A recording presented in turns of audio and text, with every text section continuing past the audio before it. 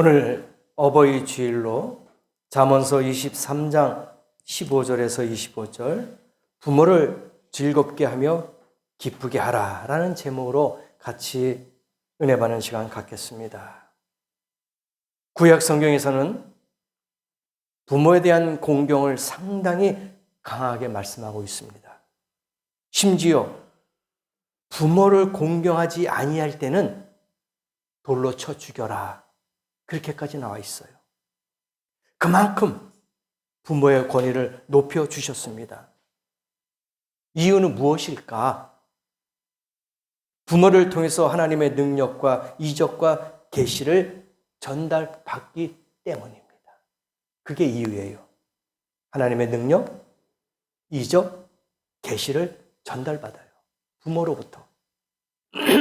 당신은 부모가 목격한 계시의 현장을 자녀들에게 말해주지 아니하면은 알 게 없는 그런 상황이었어요. 그래서 부모를 통해서 알게 돼야 됩니다. 부모를 거역한다는 것은 부모를 통해서 전달된 하나님의 계시를 거역하는 것하고 똑같다는 얘기예요. 이런 이유 때문에 부모 공경과 그 권위가 대단했습니다. 그래서 신앙인들이 의외로 부모를 공경하지 않는 경우가 많다는 얘기예요. 그러면 보이는 부모를 공경하지 않고서 보이지 아니하는 하나님을 어떻게 공경할 수 있겠는가? 부모 공경은 제 아무리 강조해도 지나치지 않습니다. 오늘 본문 15절에서 16절에 보니까 내 아들아 뭐라고 나옵니까? 만일 내 마음이 지혜로우면 나 곧 내 마음이 즐겁고 이렇게 나와 있어요. 만일 내 입술이 정직하면 내 속이 유쾌하리라. 15절, 16절 말씀해 주셨습니다. 오늘은 어버이 주일로 보내는 날입니다. 하나님께서 우리들에게 부모님을 허락하시고 부모님의 권위에 복종하는 자녀로 만드셨어요. 순종할 수 있도록 그렇게 우리를 만드셨다는 얘기입니다. 이것은 양보할 수 없는 가정의 질서죠. 그리고 하나님께서 가정을 통해서 자녀들에게 말씀해 주신 것을 질서의 하나님으로 우리에게 알려주셨어요. 구약 성경에 보니까 부모는 자녀들에게 하나님을 소개시켜줘야 되는 사명감이 있어요. 이게 부모의 책임이에요. 분명히 하나님께서 말씀하셨어요. 자녀들에게 하나님의 말씀을 또는 하나님을 소개시켜줘라. 알려줘라. 그렇게 우리에게 말씀해 주셨단 말입니다. 이 뭐냐 이게? 이 말은 부모가 자녀들에게 하나님의 계시와 하나님의 말씀을 올바르게 증거하라. 전달해라. 그런 사명을 우리에게 주셨다는 거예요. 이런 이유 때문에 부모의 역할이 매우 중요했어요. 부모를 통해서 모든 걸 알아야 되니까. 가정에도 마찬가지잖아요. 부모님의 어떤 성품, 어떤 언행, 어떤 행위를 따라서 자녀들이 배우는 거예요. 그래서 그 가정에서 정직하고 또 화목하고 아름다운 가정에서 성장한 자녀들은 다른 길로 나가지 않습니다. 어긋나지 않아요. 그러나 잘못된 가정에서 자라난 자녀들 보세요. 폭행하고 거짓말하고 사기치고 여러 가지로 문제가 있는 그런 가정에서 자라난 아이들은요. 자기도 모르게 그렇게 따라간대요. 그게 본능적으로 무의식적으로 나타난다는 겁니다. 그래서 부모의 역할이 중요하다는 겁니다. 믿음의 부모들은 특히 더 해야 돼요. 하나님의 말씀을 그대로 자식들에게 전가시켜줘야 돼요. 부모의 믿음이 자녀의 믿음이 되는 거예요. 부모의 믿음이 어떻게 하느냐에 따라서 자녀들이 배운다니까요. 모범이 돼야 돼요. 하나의 표준이 돼야 된단 말입니다, 부모가. 그래서 중요한 거예요. 이처럼 중요한 가정의 제도가 훼손될 때 하나님의 나라는 물론 본인들에게도 엄청난 고통이 따라와요. 무서운 하나님의 심판이 따라온단 말입니다. 따라서 오늘 우리들은 부모와 자녀와의 관계를 다시 한번 생각해 보자 이거예요. 부모로서 자녀들에게 정말 잘하고 있는가? 또는 자녀는 부모의 말씀에 순종하고 있는가? 그 관계를 한번 이 시간에 따져보자 이거예요. 저와 여러분이 부족함이 없는, 정말 미안하고 죄송하고 뉘우침이 없는 그런 마음을 갖기를 원합니다. 이게 자녀와 부모의 관계입니다. 오늘 본문 24절 보니까요, 부모를 즐겁게 하는 자 한번 보세요. 부모를 즐겁게 하는 자녀는 어떤 자녀인가? 부모를 즐겁게 하는 자녀가 있는 반면에 부모의 마음을 아프게 하는 자녀가 있더라. 그렇죠? 우리들은 부모님을 어떻게 해드려야 되느냐? 즐겁게 해드려야 돼요. 기쁘게 해드려야 됩니다. 그게 자녀의 사명이에요. 물론 부모님에게 즐겁게 해드릴 수 있을 때 그것이 복이 되고 즐거움이 되는데 그것이 원칙이에요. 그게 원래 하나님의 본 마음입니다. 그런데 어떤 자녀가 부모님을 즐겁게 해드릴 수 있을까? 오늘 본문 15절을 읽은 그대로예요. 내 아들아, 만일 내 마음이 지혜로우면 나 곧 내 마음이 즐겁다. 자식이 지혜로우면 부모님 마음이 즐겁대요. 이게 오늘 본문입니다. 15절에 내 아들아, 만일 내 마음이 지혜로우면 나 곧 내 마음이 즐겁다. 그렇게 기록되어 있지 않습니까? 어떤 자녀가 부모를 즐겁게 해줍니까? 지혜로운 자녀예요. 미련하고 바보스러운 게 아니야. 지혜입니다. 지혜는 누구에게서 오는 겁니까? 하나님께로부터 오는 거예요. 지식은 세상에서 얻을 수 있는 겁니다. 책이라든지 경험이라든지 여러 가지로 지식은 세상 밖에서부터 우리가 얻을 수 있는 거예요. 그러나 지혜는 하나님께로부터 오는 겁니다. 그래서 지혜가 있는 자가 부모님 마음을 기쁘게 한다는 거예요.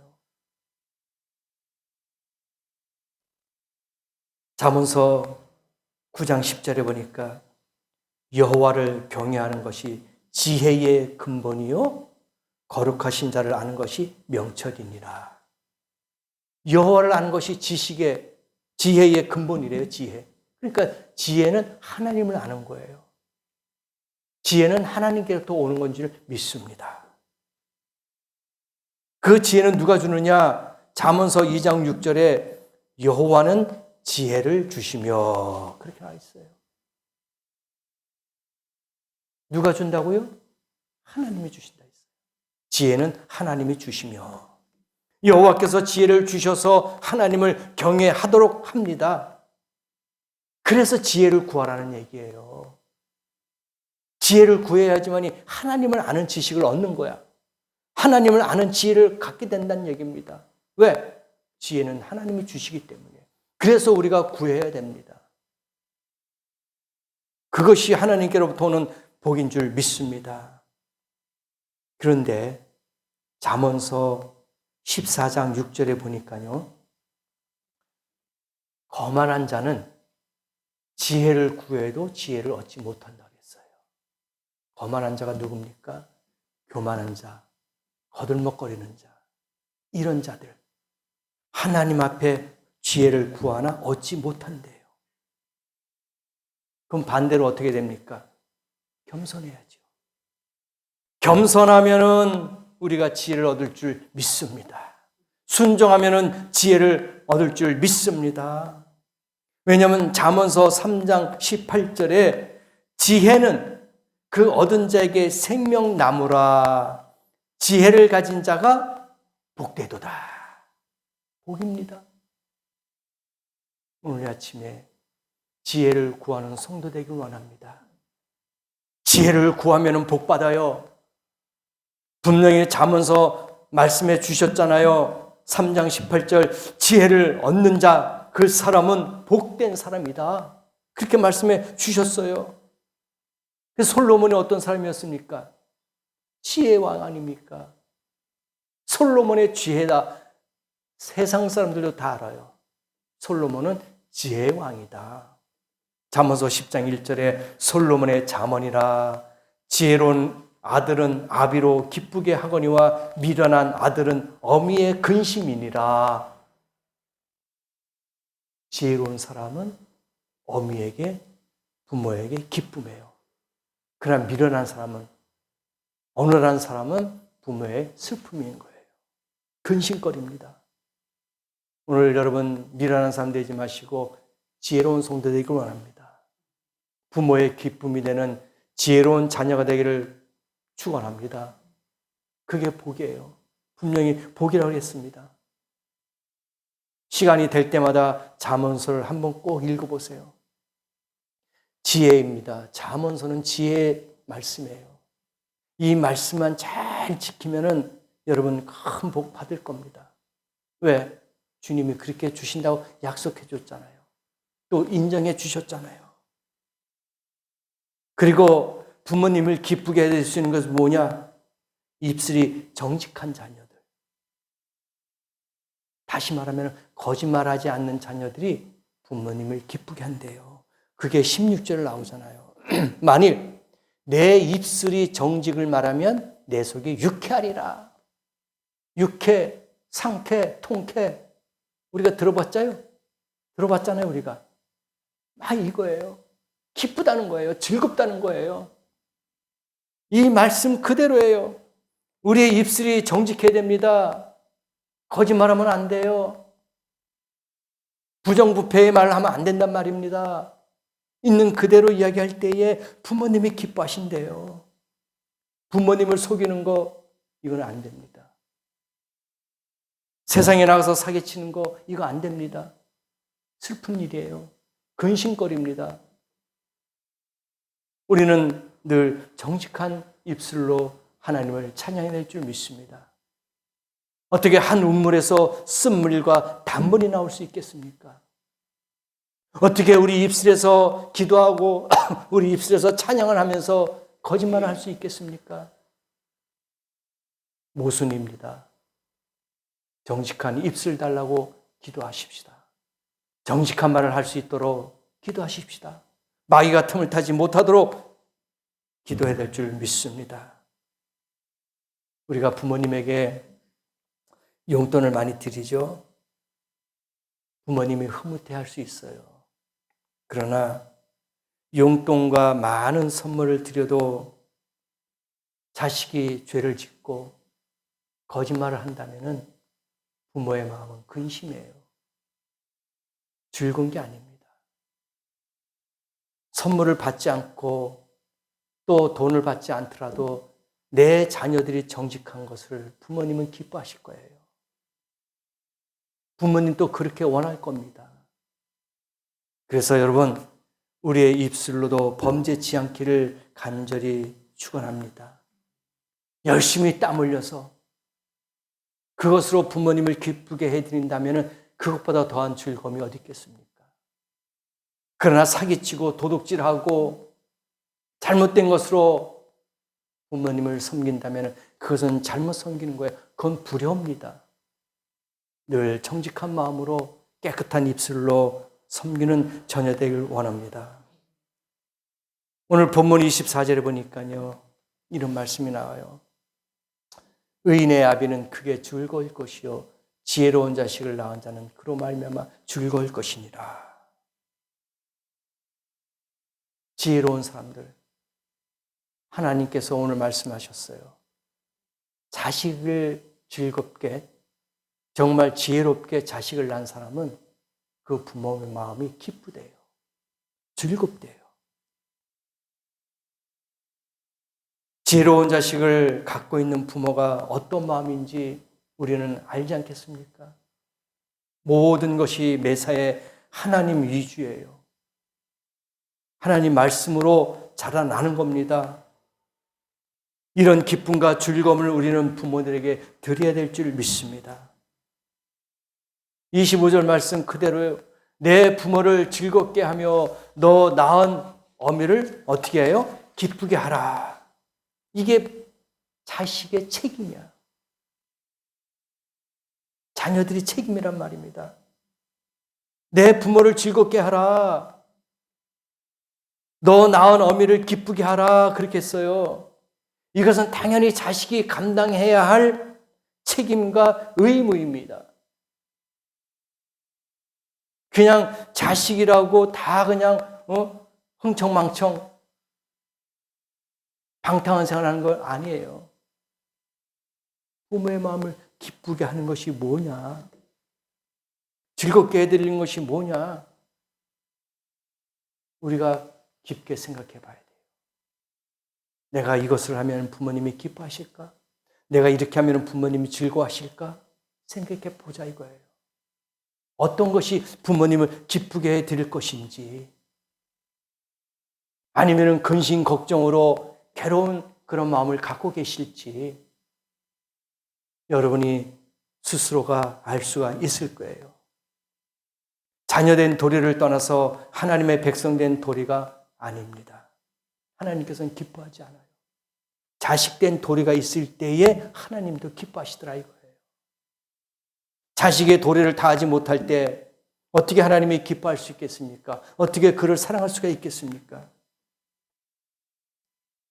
하나님 기뻐한다 하면서,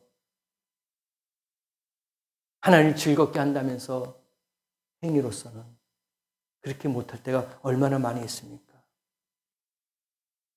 하나님께서 기뻐하지 않아도 좋다고 하면서 하나님의 말씀에 불순종하려는 자녀들이 있다는 얘기예요.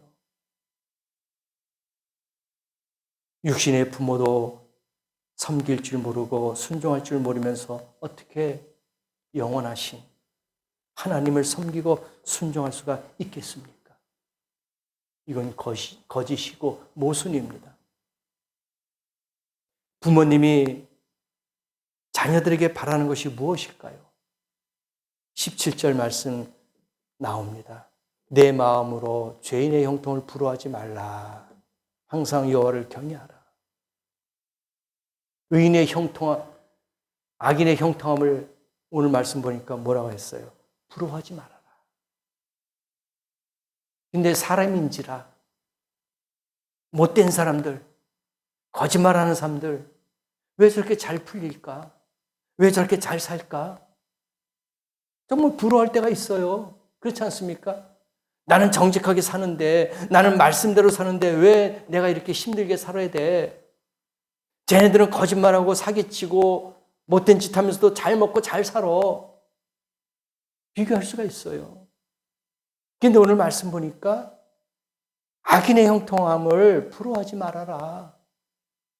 왜 그런지 아세요? 그들에게는 천국이 없잖아요. 그들에게는 미래가 없어요. 현실에만 있는 겁니다. 악인들은, 악한 자들은, 거짓말한 자들은 지옥 가게 돼 있어요. 계시록 말씀에 나오잖아요. 거짓말하는 자, 속이는 자, 도둑질하는 자, 이런 사람들은 지옥 간다 그랬잖아요. 그래서 죄인의 형통을 부러워하지 마십시다.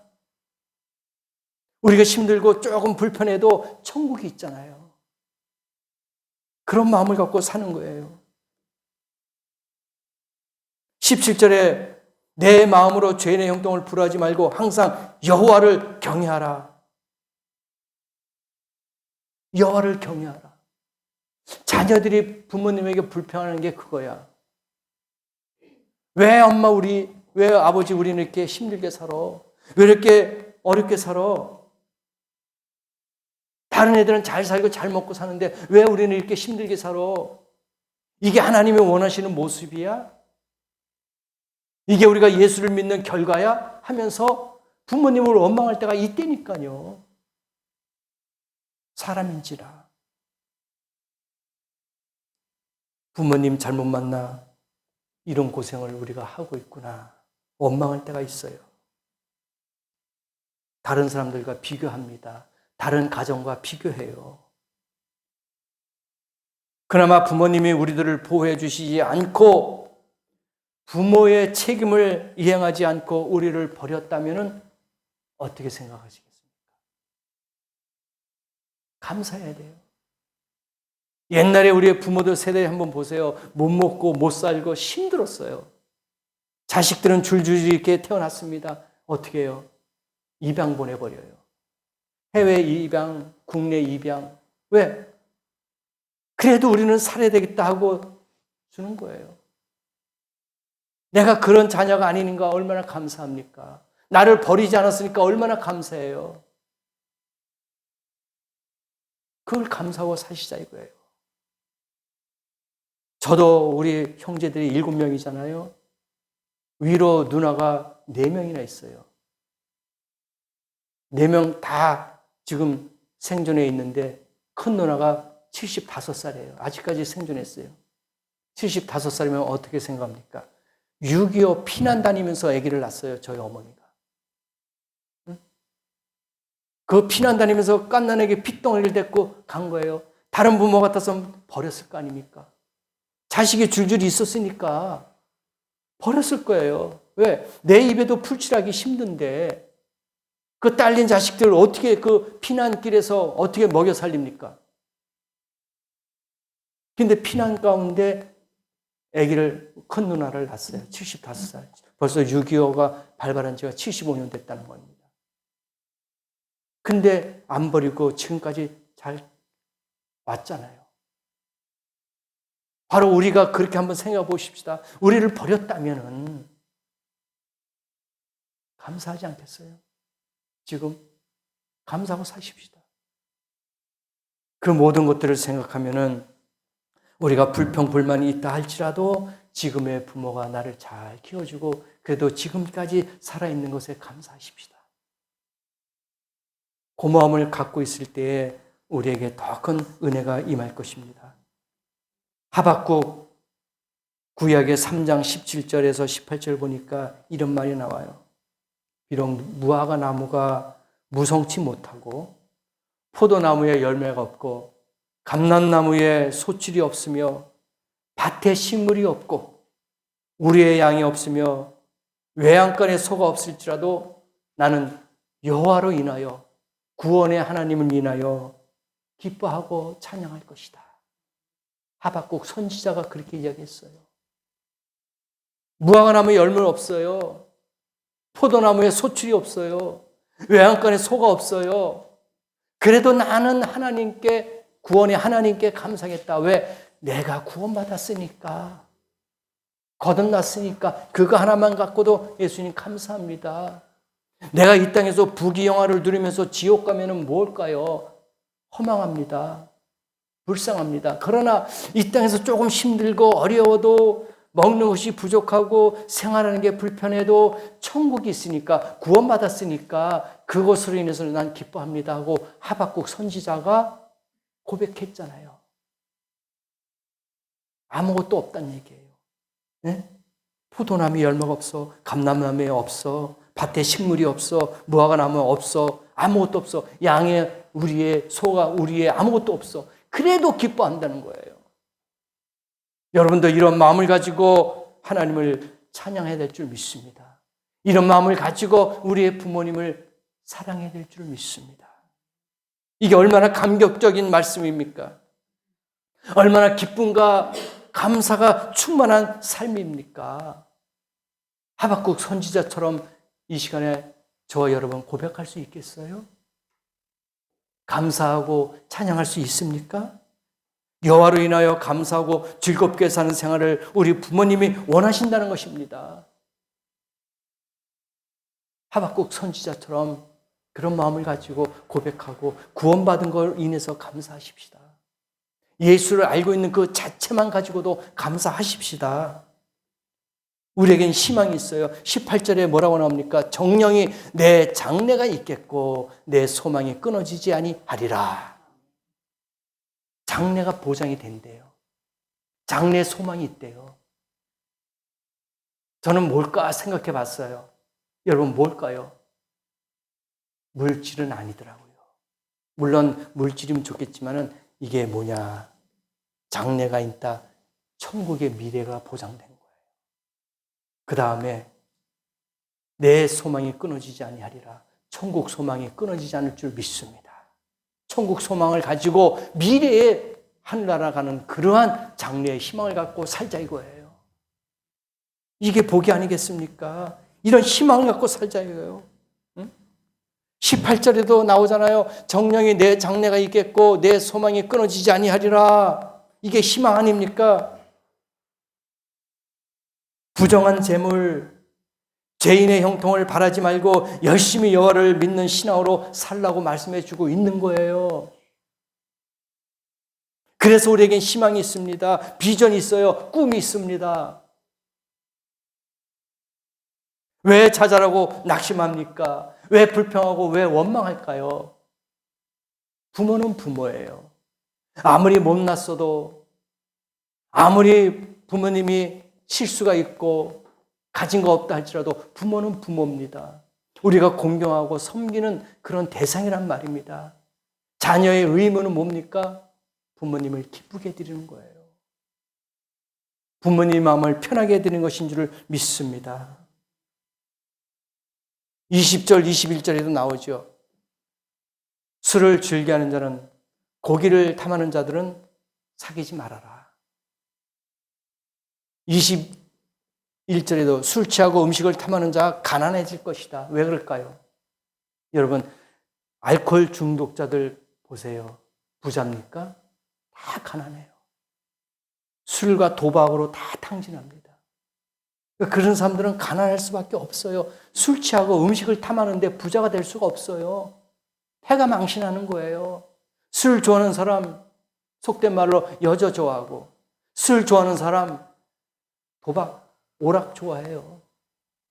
빠질 수밖에 없어요. 왜? 세속적인 거니까. 그 사람들은 옷이 헤어질 것이다. 우리는 이런 것에서 자유함을 얻어야 될 줄 믿습니다. 그래서 친구를 잘 사귀어야 됩니다. 도박 좋아하는 사람 친하면 도박하게 되고, 술 좋아하는 사람 만나면 술 좋아하게 되고, 그건 이치예요. 자연의 이치야. 순리입니다. 그러나 착하고 선한 사람들하고 같이 있으면 나도 모르게 그렇게 융화가 되더라고요. 저는 간혹 가다가 유튜브에 지금은 거의 안 보지만 먹방하는 사람들 봐요. 엄청 먹죠? 우리는 솔직히 공깃밥 하나 먹어도 배가 부르잖아요. 국 한 그릇에 밥 한 공기 배불러요. 그게 정상이야. 그렇잖아요? 근데 그 사람 보면은 짜장면 10인분, 거기에 뭐 또 볶음밥, 거기에 뭐 탕수육 막 시켜. 그러니까 10인분, 20인분씩 막 돼요. 고기도 막 3kg, 5kg씩 막 그렇게 먹어요. 그게 정상은 아니겠죠. 우리가 흔히들 이야기해요. 막 배고파, 밥 줘. 엄마 또 배고파. 막 뒤돌아서면 또 배고프다 막 그래요. 그럼 부모님 뭐라 합니까? 야 이놈아 너 걸신 걸렸나? 그 무슨 뜻일까요? 거지 귀신이 들렸나 그예요. 거지 귀신. 저는 그렇게 해석하고 싶어요. 정상적인 사람이 아닌 거예요. 걸신 들렸다. 배고픈 귀신 들렸다라고밖에 우리가 해석할 수가 없잖아요. 그렇죠? 어떻게 10인분, 20인분씩 사람이 먹을 수 있어요? 그렇게 우리는 창조함을 받지 않았단 말입니다. 걸신 걸린 거예요. 그래서 그런 사람들은 배고픈 거예요. 계속 먹게 돼요. 가난해질 겁니다. 이런 자들을 조심하라 그랬습니다. 세상의 쾌락과 향락을 즐겨하는 사람들 조심하라. 우리도 그렇게 되는 거예요. 춤바람에 빠진 사람 춤추게 돼 있어요. 술에 빠진 사람, 알코올 중독 빠진 사람 빠지게 돼 있어요. 마약에 빠진 사람, 마약에 빠질 수밖에 없어요. 계속 그런 사람들 어울리면 그렇게 되는 거예요. 조심해야 됩니다. 가난하게 될 겁니다.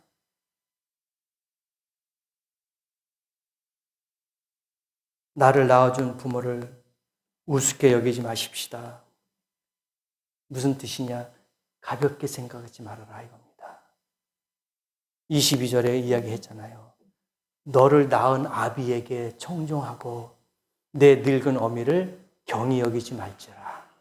경히, 부모를 가볍게 생각하지 말아라. 그렇게 말씀하셨어요. 무슨 뜻이냐? 부모님을 무시하지 말아라. 그렇게 하라는 얘기예요. 간혹가다 우리가 툭 던지는 말이 있지요. 부모님에게. 가볍게 던지는, 툭 던지는 말이 있어요. 그게 부모님의 마음에 상처가 되는 거예요. 비수를 꽂는 겁니다. 못을 박는 거예요. 부모님은 말을 못하지요. 왜? 자식이 상처받을까 봐. 이게 부모의 마음이야. 근데 우리는 부모의 마음도 모르고 툭 던지는 그 한마디가 부모의 마음에 비수를 꽂을 수가 있다니까요. 오늘 말씀에 그대로예요. 너 아비의, 부모님의 말에 청종해라. 부모님이 무슨 말을 하더라도 자식들은 들어라 이거예요. 무시하지 말아라. 속된 말로 쌩까지 말아라. 꼰대 취급하지 말아라. 그런 뜻이에요. 가볍게 생각하지 말아라 이거야. 어미들을, 늙은 어미들을 무시하지 말아라. 왜?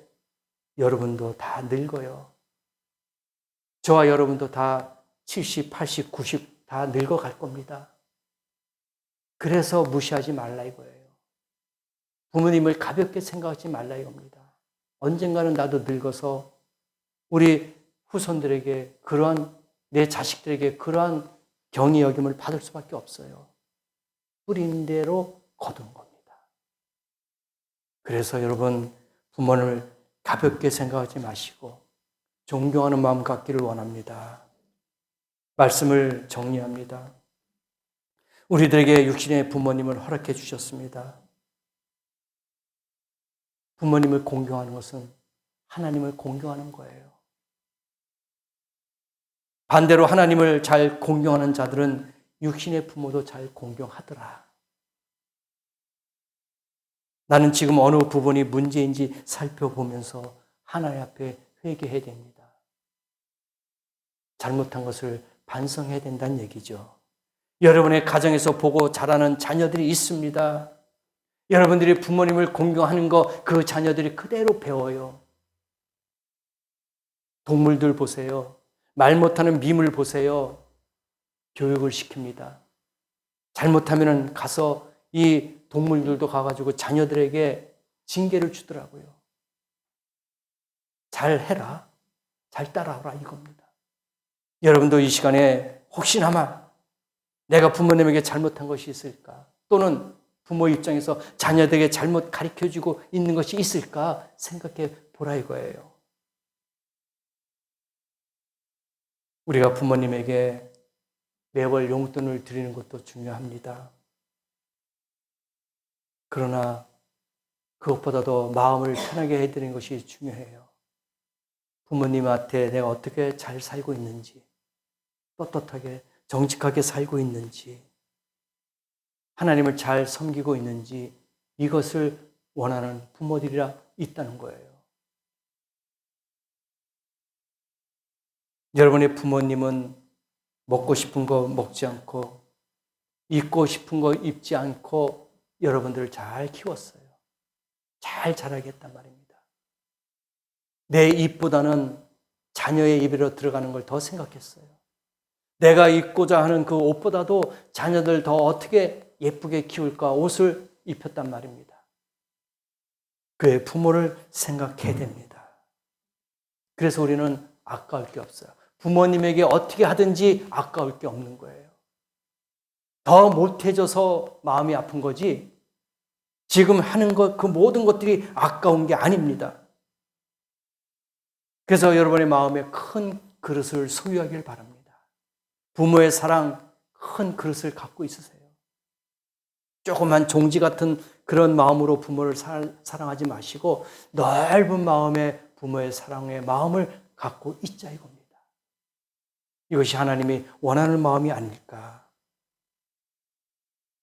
갈라디아서 6장 7절 말씀 마지막으로 말씀을 드립니다. 스스로 속이지 말라. 하나님은 만홀히 여김을 받지 아니하시나니 사람이 무엇으로 심든지 그대로 거두리라 라고 말씀해 주셨습니다. 여러분의 삶 속에 심은 대로 거두는 복이 있기를 주님의 이름으로 축복합니다. 오늘 이 시간에 내가 무엇을 심든지 그대로 거둘 것입니다. 좋은 것을 심어서 많은 복을 받는, 많은 것을 거둬들일 수 있는 그런 복된 성도가 되시기를 예수님의 이름으로 축복합니다. 기도하시겠습니다.